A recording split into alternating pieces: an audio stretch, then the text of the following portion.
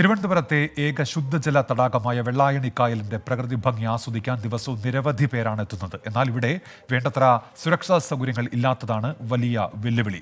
കഴിഞ്ഞ വെള്ളിയാഴ്ച 3 വിദ്യാർത്ഥികളുടെ ജീവനാണ് സുരക്ഷാ സംവിധാനങ്ങളുടെ അഭാവം മൂലം കായലിലെ കയത്തിൽ പൊലിഞ്ഞത്. അടിസ്ഥാന സൗകര്യങ്ങൾ ഉൾപ്പെടെ മെച്ചപ്പെടുത്തി സംസ്ഥാനത്ത് പ്രാദേശിക ടൂറിസം വിപുലീകരിക്കുമെന്നാണ് സർക്കാർ ആവർത്തിക്കുന്നത്.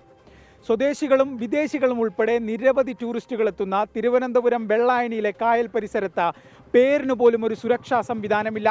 കല്ലിയൂർ, വെങ്ങാനൂർ എന്നീ ഗ്രാമപഞ്ചായത്തുകളിലായാണ് വെള്ളായണിക്കായൽ പരന്നു കിടക്കുന്നത്. തിരുവനന്തപുരം നഗരസഭയ്ക്ക് അടുത്തുള്ള പ്രദേശം. കോവളം ബീച്ചിലെത്തുന്ന അനേകം വിദേശികളും സ്വദേശികളും ഉൾപ്പെടെ ദിവസവും 100 കണക്കിന് ആളുകളാണ് കായലിൻ്റെ സൗന്ദര്യം ആസ്വദിക്കാൻ എത്തുന്നത്. വിനോദസഞ്ചാരികളായി എത്തുന്നവരിൽ പലരും കുളിക്കാനിറങ്ങുന്നതും പതിവാണ്. എന്നാൽ ആഴമേറിയ കായലിലെ ചെളിക്കുണ്ടുകളെക്കുറിച്ച് സഞ്ചാരികൾക്ക് അറിയിപ്പ് നൽകാൻ ഒരു സംവിധാനവുമില്ല.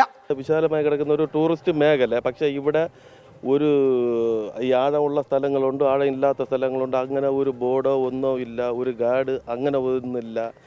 ഈ നാളെ മറ്റു വരുന്നവർ കുറ്റം പറയാനുള്ള ചാൻസുകളേ ഇവിടെ ഉള്ളൂ. മനസ്സിലാണ്, ഇത് ടൂറിസ്റ്റ് മേഖല ആക്കി കൊണ്ടുവരാനുള്ള ഒരു പദ്ധതി ഗവൺമെന്റിൽ നിന്നും കിട്ടുന്നില്ല എന്നുള്ള ഒരു സങ്കടം നമുക്കുണ്ട്.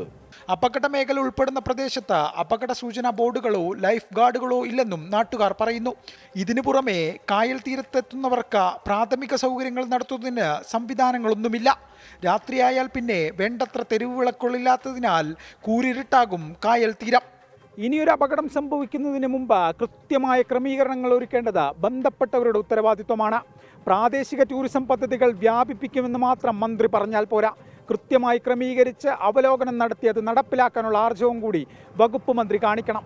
വിജയശങ്കർ, 24, തിരുവനന്തപുരം. പൊതുജനം കഴുതയല്ല സാർ. ഈ വെള്ളായണിക്കായലിന്റെ സൗന്ദര്യം ആസ്വദിക്കാൻ വിദേശികളും സ്വദേശികളും ഉൾപ്പെടെ ദിനം പ്രതി 100 കണക്കിന് പേർ എത്തുന്നുണ്ട്. അവിടെയും ഇത്തരത്തിൽ മുന്നറിയിപ്പ് ബോർഡുകളൊന്നും ഇല്ലാത്തത് ഗുരുതരമായ അനാസ്ഥ തന്നെയാണ്. അപകടങ്ങൾക്ക് കാത്തു നിൽക്കാതെ സുരക്ഷ ഒരുക്കാൻ വേണ്ട നടപടികൾ സ്വീകരിക്കണം എന്നാണ് ജനങ്ങളുടെ ആവശ്യം. ഇവർ കുളിക്കുന്ന സ്ഥലങ്ങളിലൊക്കെ കുറച്ച് ഒരു ബോർഡുകളൊക്കെ സ്ഥാപിക്കുകയാണെന്നുണ്ടെങ്കിൽ വളരെ ഇതാണ്. നമ്മൾ വരുന്നവർക്ക് ഇവിടെ അപകട മേഖലയാണെന്ന് അവർക്ക് മനസ്സിലാക്കാൻ കഴിയും. പക്ഷേ അങ്ങനെയുള്ള സംവിധാനങ്ങൾ ഇവിടെ കുറേ സംഭവത്തിലൊന്നും ഒരു സ്ഥലങ്ങളിലും ഇല്ല. നല്ല സ്പോട്ടാണ് ഇവിടെ, വൈകിട്ട് ഒന്ന് സ്പെൻഡ് ചെയ്യാനായാലും ഇരിക്കാനായാലും. അപ്പം ഉത്തരവാദിത്തപ്പെട്ടവർ എന്തെങ്കിലും ചെയ്തു കഴിഞ്ഞാൽ ഇച്ചിരി ബെറ്റർ ആയിരിക്കും. ഇവിടെ നല്ലൊരു സേഫ്റ്റി പ്രിക്കോഷൻസ് ഒക്കെ ഉണ്ടെങ്കിൽ കുറച്ചുകൂടി സേഫും എല്ലാവർക്കും ഒന്നുകൂടെ വരാൻ കുറച്ചുകൂടെ ഒരു കംഫർട്ടബിൾ ആയിരിക്കും. എല്ലാവരും കൂളായിട്ട് നന്നായിട്ട് രാത്രിയൊക്കെ ആകുമ്പോൾ കുറേ ഫാമിലീസൊക്കെ ഇവിടെ വന്നതാണ്. കുട്ടികളായിട്ടാണെങ്കിലും ഒരു ടോയ്ലറ്റൊക്കെ ഇവിടെ ചെയ്യുകയാണെങ്കിൽ അവർക്ക് നല്ലതായിരിക്കും.